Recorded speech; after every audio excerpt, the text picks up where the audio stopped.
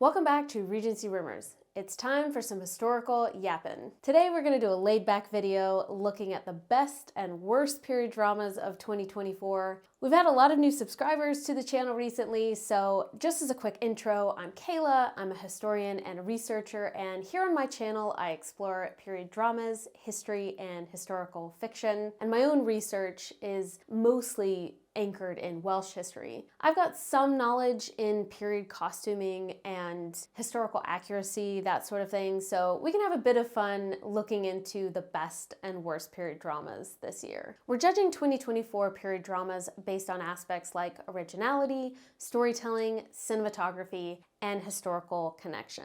You may ask, what's historical connection? It's a term I made up because I don't like historical accuracy. It would be almost impossible to make a period drama historically accurate. People are complicated and ever-changing, records go missing, there's so much we don't know, and so y'all who watched the channel before know I'm not a stickler for historical accuracy, but what I do look for in great period dramas is historical connection. Are the stories that are being told creating some sort of a connection from the past to our lives in the present? Can we feel like that we can empathize with their struggles, the triumphs, and the human experiences of those who've lived before us, even if we haven't walked in their exact shoes? A good example of this for me is the latest Little Women. The dialogue in that film feels really modern, but that's intentional, right?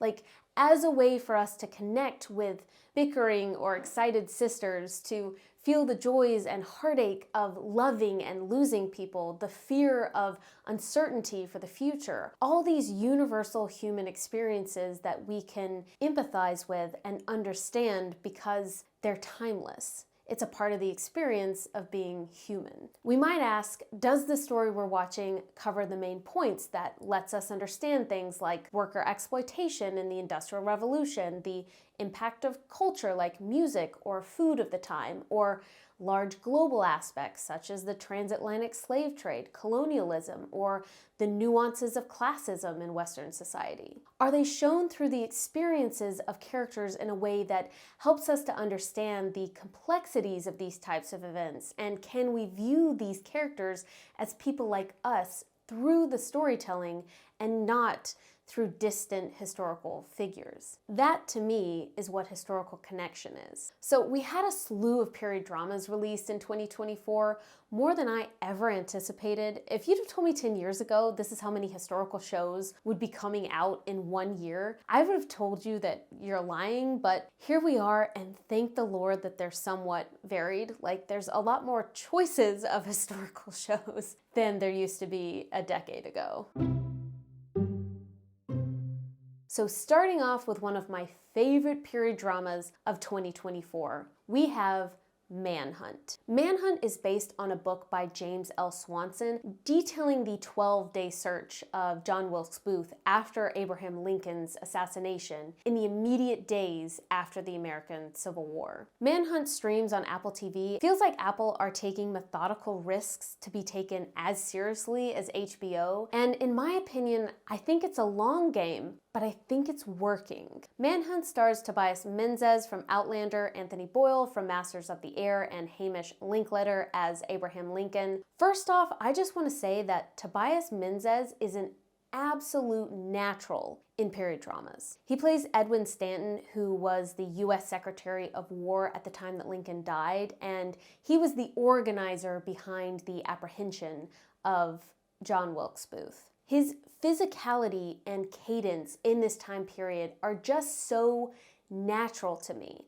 I can envision him as this character moving about in an 1860s world, and I would love to see him in more main character roles in period dramas like this one. Compared to period dramas in this time period made by other American productions, The cinematography and the costuming in this series were fairly good. It wasn't a main focus like it is on big productions like Bridgerton, where there's a lot of symbolism and time spent on the costuming, but the costuming wasn't too distracting or ill-fitting, which can happen a lot in period dramas of this time period for some reason, especially ones that are made in the US. So this show is a good reflection to me that Apple TV have high production value and are respecting their historical shows. Originality-wise, I feel like people have been fascinated by this story for ages, and there's so much more coverage on the Civil War compared to the Restoration period that it seems really interesting to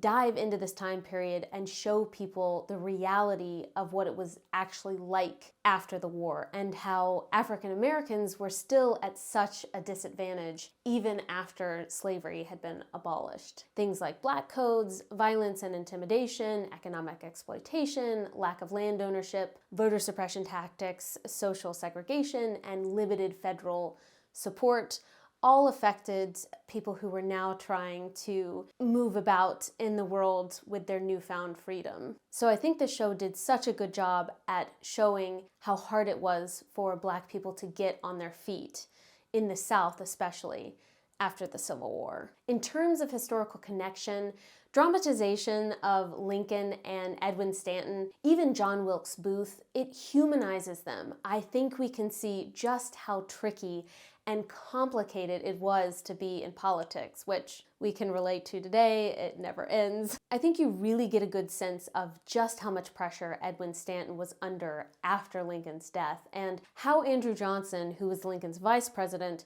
had a lot of selfish motives for the country. So it makes you feel so frustrated for progress in the future. The show also does a good job at showing how John Wilkes Booth was this radicalized Nepo baby, and Boyle's portrayal of Booth brings in a really good mix of charisma and malevolence. Manhunt was directed by African-American director Carl Franklin, who you can tell does a great job at balancing the experiences of newly freed slaves, the war, and Lincoln's government. I do think at times this show does romanticize Lincoln. American period dramas have a really hard time of not romanticizing historical figures, which I don't think is good. Lincoln was definitely not perfect. My one big criticism of this show is that there's a lot of flashbacks of Lincoln because the show starts pretty much when he dies, and so they use a lot of flashback storytelling in order to show these stoic, moving scenes with him in them, which they are really compelling,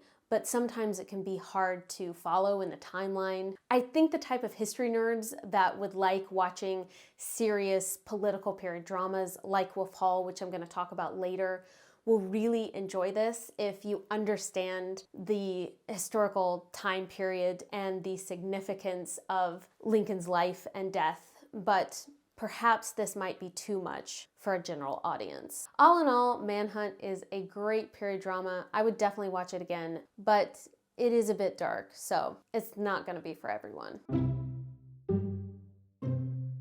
Now for one of the worst period dramas of the year, Franklin, which is also an Apple TV show, but I was definitely way less of a fan. Franklin is a limited series about Benjamin Franklin and his time in France during the American Revolution. Franklin stars Michael Douglas playing the aging founding father as he attempts to gain support for the war effort. First off, the major problem with this is Michael Douglas as Benjamin Franklin. I initially liked this idea for the casting because there's something so intrinsically American about Michael Douglas. We've seen this in films like Romancing the Stone and The American President, where he literally plays a president. So to me, I think that was the thought around the casting. Who better to play probably the most iconic American besides George Washington at the right age than someone like Michael Douglas. But once I started watching it, I had a hard time with feeling like he could reasonably be in this time period. Douglas's mannerisms and laid-back style of acting made it hard for me to kind of immerse myself in this narrative. I do think some of this is because, unfortunately, we're used to seeing Brits play Americans in anything early American, which, to be fair, at the time of the American Revolution, people like the Founding Fathers were all subjects to the crown. And while the culture in the colonies would have been different than in Britain, there was so much enmeshed with the British Empire at the time that it's not as if the colonists would have just come off as overtly American like Douglas was from the get-go. It's hard not to compare Franklin with HBO's 2007 John Adams starring Paul Giamatti, which I felt was great at capturing the nuances of a lot of these founding fathers. That includes Benjamin Franklin, who was played by Tom Wilkinson. Apple TV's Franklin feels miles apart from that version. While Franklin in John Adams is only a side character, so we don't see some of his vulnerabilities or his aging decline like we do in Franklin, I feel like there is such an ease and believability in Wilkinson's role as Franklin, from his American accent that feels more like a cross between British and news presenter American, to his physicality in the 18th century with his clothing, to his subtle laissez-faire manipulation of the other founding fathers around him. The writing with Franklin is far more overt and on the nose. Like Manhunt, there are big moments of American romanticism that, in my opinion, makes it cheesy and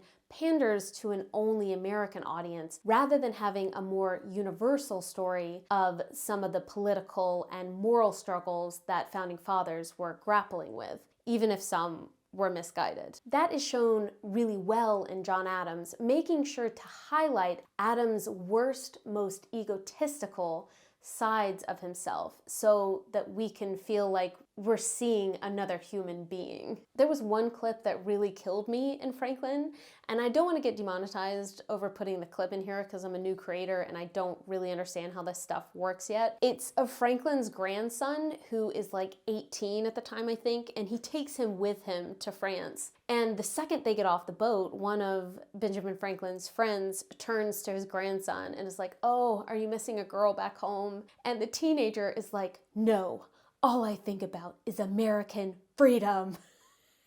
And it's this really cheesy scene that feels out of place and badly written. And there are several of these like unnecessary overt statements that are trying to hit home huge American pride, and as if Franklin is helping the colonies become this magical promised land or something. I'm not a huge fan of romanticizing America in that way, especially when it's not historically accurate. But if you're gonna do it, which John Adams and Manhunt does here and there are ways to do it so much more subtly that will have a more profound reaction from the audience than overt dialogue that feels cringy and out of place. In terms of cinematography, there was this blue pale lighting throughout the entire show that I was not fond of at all. It made things very gray and bleak, but not in a way that made sense for the storytelling. So France seemed quite depressing to me, which I don't think was the intention.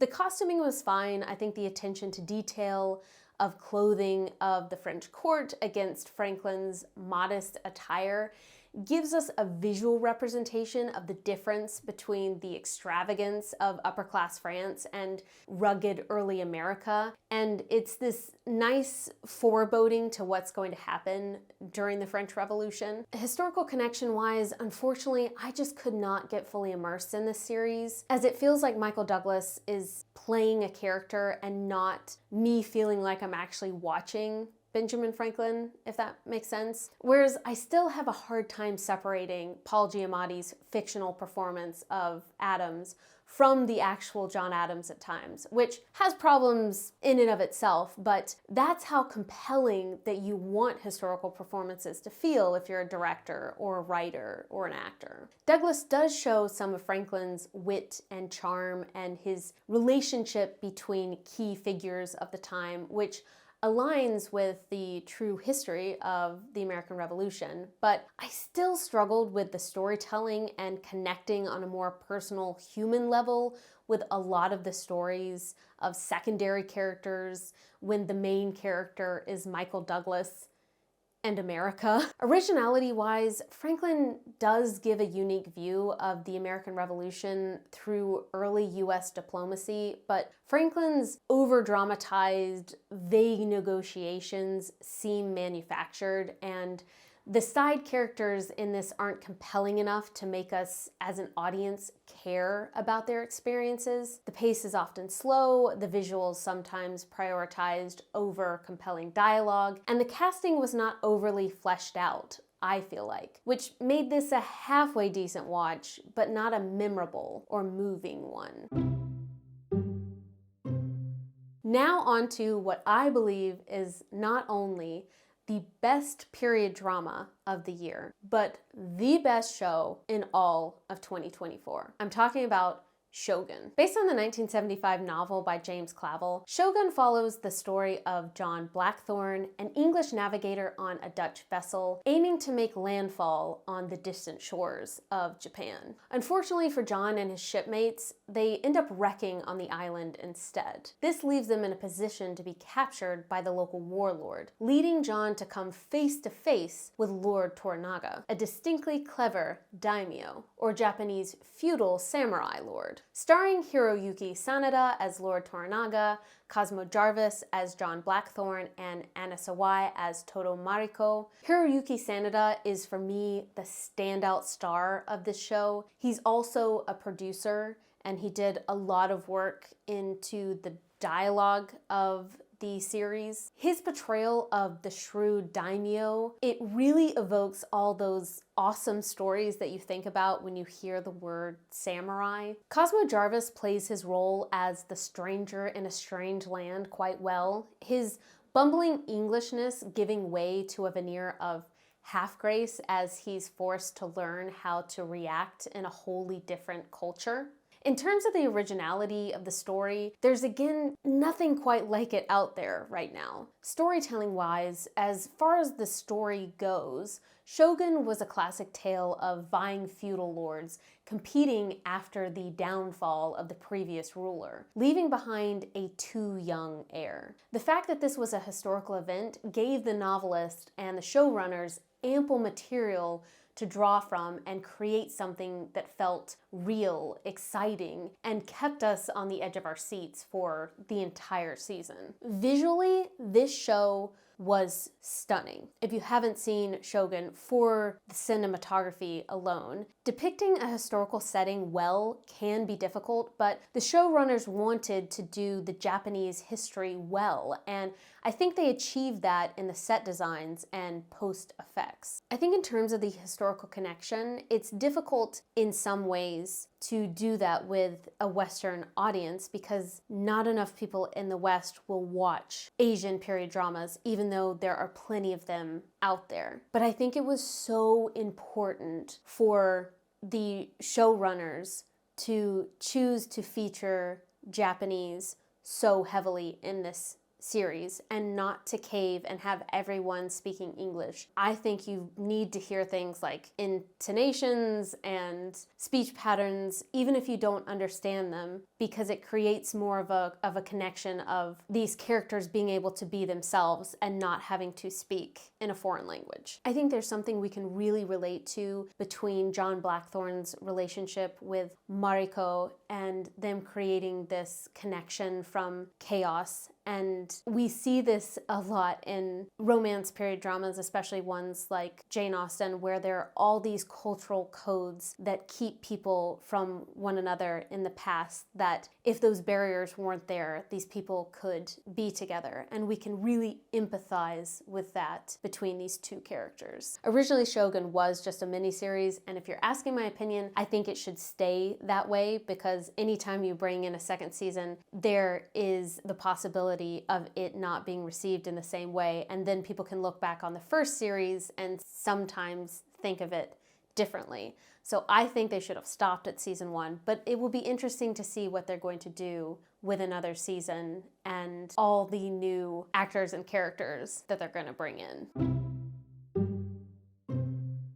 It absolutely pains me to put this next show in the worst period drama category of 2024. But now that the year is over and we're looking back over some of the standout shows of this year, Shardlake, unfortunately, is amongst some of the worst rather than the best. My friend Charlotte, who also makes content on period dramas and historical fiction here on YouTube, she introduced me to the Shardlake book series about a year ago, and I absolutely fell in love with them. Shardlake is about a Tudor-era lawyer named Matthew Shardlake who solves crimes, which is written by C.J. Sansom. Sansom was a lawyer himself, and I think he took great pains to research the Tudor period and really insert Shardlake in a natural way to the historical time period. Shardlake is hidden really well amongst notable figures of the time, like Henry VIII and Thomas Cromwell. A lot of the themes that are explored give you a good understanding of the political and cultural shifts during the Tudor period. The books also make you feel really connected to Shardlake as a character who has a debilitating disability that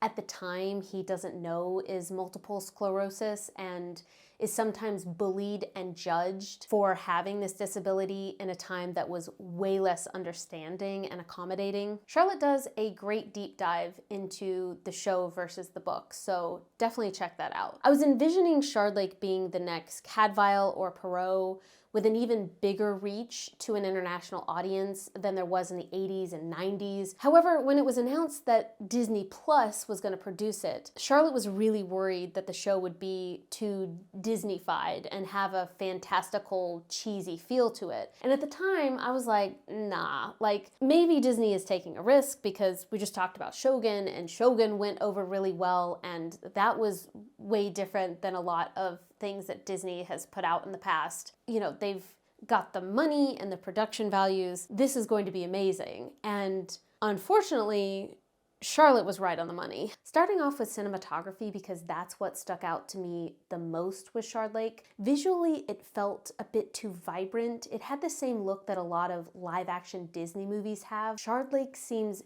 very standardized and Americanized across other Disney-made media of recent years, which I think doesn't suit historical dramas. It shouldn't feel like visually Tudor England has similar tones to modern shows like Grey's Anatomy, The Good Doctor, Castle, and Captain Odyssey. Add to the fact that a lot of it was easily identifiable as constructed sets, which made it a bit stale, and the Tudor interiors didn't look livable, which I think is really important when trying to have a historical connection with these characters. You've got to feel like you could actually see them reclining on the furniture or naturally interacting with papers, books, cutlery, etc. And that all felt a bit clunky in this series, unfortunately. Sadly, I didn't feel a lot of historical connection with the time period or the characters. Needing to recreate everyday Tudor society rather than filming at established historic locations worked against Shardlake. In the show, there was a prioritization of overdramatic intrigue, meandering subplots, and underdeveloped characters, hindering us from connecting with Shardlake as an investigator in the same way that we would maybe a Perrault or a Miss Marple. I do think the casting of Shardlake was right on the money. I always had envisioned Shardlake being a bit of a broad-shouldered, baby-faced, stubbly guy in his mid-30s. Hughes also has a disability, and I think a unique understanding of what it's like to live with one. I think that really comes through in his performance. This is why representation is so important in casting. Anthony Boyle plays Shardlake's sidekick, Jack Barrack. I spoke earlier about Boyle as John Wilkes Booth, and he's just a stellar actor. I think you could put him in a lot of roles, and he would shine. Sean Bean played Thomas Cromwell and was seen only in 1 or 2 scenes in his office, which, looking back, it kind of came off as more of a marketing ploy of having a big name in there than anything else. He's not really a part of the plot at all. It definitely felt like this was a case of talented actors with bad source materials. The show felt like it was trying hard to give us a history lesson to make us understand the importance of Shardlake's role in these iconic moments, such as him being there when Anne Boleyn was executed. Most of the exciting parts of Tudor history are only talked about in dialogue in Shardlake, which I think is a huge missed opportunity. The storytelling in Shardlake for me is ultimately, I think, what will kill it, and it won't come back for a second series. There was so much tell, not show in this series. The murder mystery was lackluster and predictable, the characters weren't memorable enough for further seasons, and the setting was uninspiring. Had Shardlake been made by a studio with experience of British period dramas like the BBC, it would have resulted in a completely different show that would be having a second series coming out. If it would have been produced like our next show I'm gonna mention, then audiences would be begging for more. Now on to one of the best series of the year that just came out in December 2024, which is Wolf Hall, The Mirror, and The Light. With so many shows canceling over and over and not garnering lasting audiences because of the instability of the entertainment industry these days, Wolf Hall is a prime example to me how good storytelling, dialogue, and casting are all you need to create compelling television, and not rushing it can make a masterpiece. Wolf Hall, The Mirror, and the Light is technically the second series of Wolf Hall, which was a 2015 miniseries based on the same novel by Hilary Mantel. It focuses on the life of Henry VIII's eventual chief minister, Thomas Cromwell, whose rise and fall to popularity is masterfully constructed in the late historians' novels. The first series starred Mark Rylance as Thomas Cromwell, Dominique Lewis as Henry VIII, and a rising Claire Foy of The Crown fame as Anne Boleyn. The first series followed Cromwell as he became a favorite of King Henry's and was instrumental in the marriage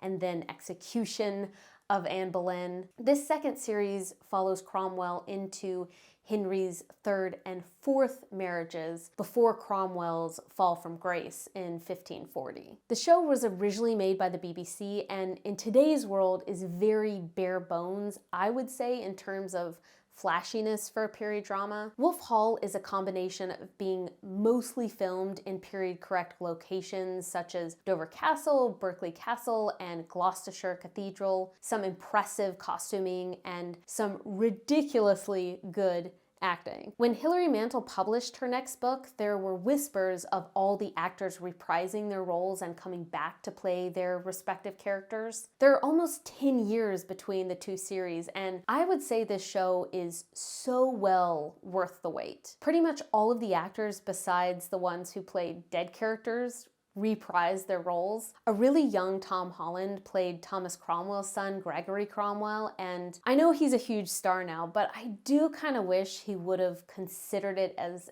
kind of a passion project and returned to it in adulthood. I really believe both Wolf Halls are going to age well and be classics, whereas not every big budget film an actor does will have that kind of legacy. So I wish he would have done it to kind of pay tribute to this series that is so well done, but I totally understand why he didn't do it. Wolf Hall is known for its historical accuracy, even with taking liberties. Really well-crafted costumes, realistic settings, and modern but period-centric dialogue that is easily understandable but also makes us feel as if we've stepped back in time a bit.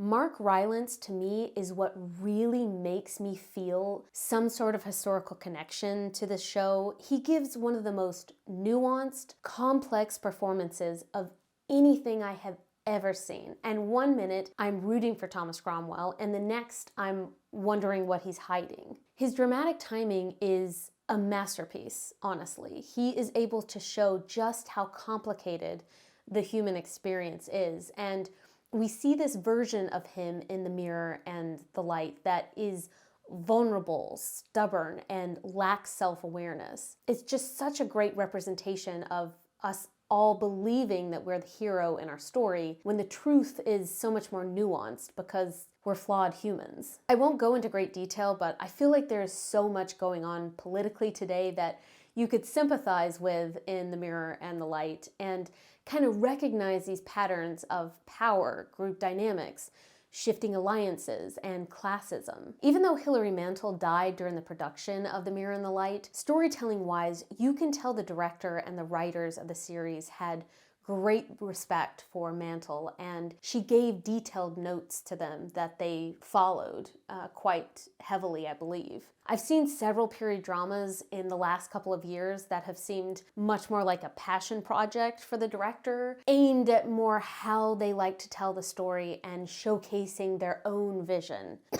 Persuasion. Then really capturing the timeless themes and central messaging to impact a new generation. But I feel like you can tell with director Peter Kaminsky and writer Peter Strahan that they wanted to capture the essence of Mantel's novels and the series be a worthy companion for her work. The series is not afraid to show a multitude of versions of Cromwell. Ruthless, magnetic, manipulative, and pitiable, many that don't put him in the greatest light, alongside deeply flawed characters that ultimately seal his fate. And I was blown away by this series from start to finish. The Mirror and the Light's cinematography plays with lights and shadows really well, which is perfect for the dangerous and often shifting Tudor world in a way that is much different to how Shardlake cheapens it. For originality, I will leave you with this for Wolf Hall, The Mirror and the Light.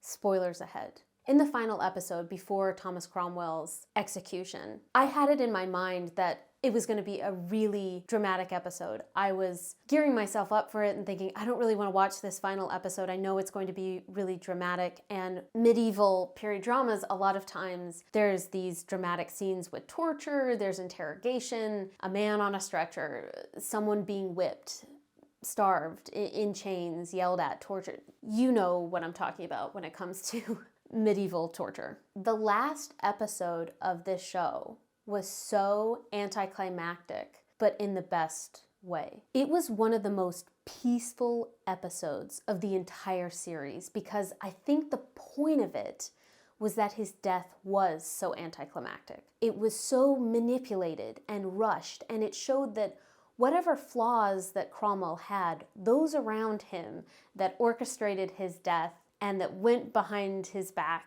were no better than he was. He was never probably going to survive in a world that wasn't up for him in these upper class circles. In the end, Cromwell was a man who had controlled so much of his life and other people's lives around him to the point of exhaustion. And finally, as he's held before his execution, has no control of any of it. And perhaps there was some sort of peace to that loss of control in his end. Please go and watch The Mirror and the Light. Last up, I worried about whether or not to put this show on the worst of 2024. But if you're going to put it against other shows like Shogun and Wolf Hall, it just doesn't stand up this season. And I'm talking about Bridgerton Season 3. Bridgerton is a Regency romance show on Netflix that is more akin to fantasy than a period drama, but it is classed as historical romance, so I've included it on here. Each season of Bridgerton follows a couple who eventually get together at the end of the season, and for this one, it's the long-awaited Colin Bridgerton and his neighbor and childhood friend Penelope Featherington. Colin and Penelope are played by Nicola Coughlan and Luke Newton, with a host of other Bridgertons and side characters returning for this third season. For originality, it's always hard with a romance to truly find that original niche, especially when there's so many romance readers / viewers that don't truly want original. They want it to follow that traditional romance trope, and I'm amongst those people. I love a good romance. I want it to follow the traditional storyline that a romance would go into, friends to lovers, enemies to lovers, that sort of thing. So it's one of the big parts of Bridgerton that I really love, but it makes it hard for this show to be very original in a storytelling way. That said, it's not unoriginal to follow a single family's worth of siblings and their love stories, and for each season to have a unique love story that focuses on different characters rather than an ensemble cast. So I give Bridgerton some credit for that, but unfortunately with this third season, it really feels like they're moving towards more of an ensemble cast with a lot of, I say, unnecessary side stories that take away from the main stories, which makes Bridgerton unique. So for storytelling, where season 1 and 2 did well in following the stories of the chosen couples, season 3 did not. If they had spent more time on Colin and Penelope that we wanted, we might have had a satisfying connection between these characters before we got to the point of them getting together. Unfortunately, I think part of the problem here was that the strength of Penelope's story was her as Lady Whistledown, and that's not necessarily a bad thing, but it does make there be an imbalance between her and Colin, and he definitely came off as more of a secondary character in this series. In my opinion, Colin came off as a bit distant and one-dimensional, which is not a great match for a complex character like Penelope. Then we get into the fact that season 3 felt very much like a shift in storytelling, focusing more on the ensemble cast than the main couple. This is likely due to the influence of a new showrunner, Jess Brownwell, and her work on Grey's Anatomy. Grey's Anatomy is very ensemble focused. It's on its 18th, 20th season, so it's a really well-oiled machine, but Bridgerton wasn't set up that way. Not to say that there weren't side characters, but that's a lot different than an ensemble cast. This gave Colin and Penelope's storyline not as much time to shine, and it brought back characters for extended storylines that felt out of place or tedious. For instance, the Mondridge's story, that went nowhere because there was not a lot of time for it to develop, and I think a lot of us didn't know what the point of it was. A lot of other things I could go into here about my disappointments, the difference between how Anthony and Kate connected as a couple compared to Colin and Penelope, because they showed bits of backstory for Anthony, and people thought that we were going to get younger versions of Colin and Penelope because they're the only couple in this series that have known each other as friends and as children. So people were anticipating seeing scenes of them when they were younger and what made their friendship so special.